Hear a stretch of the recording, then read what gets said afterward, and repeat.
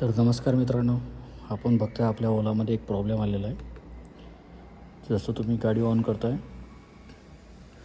तुम्हाला इथे लिहून येतं बूट फास्ट बूट लोडर.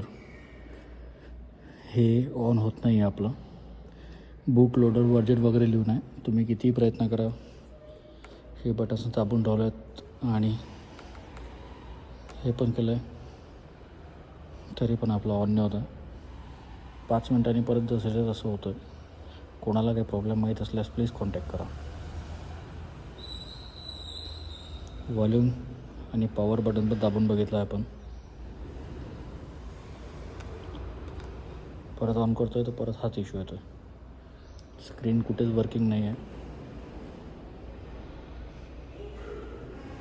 हे माझं ओला S1 प्रो व्हेरियंट आहे.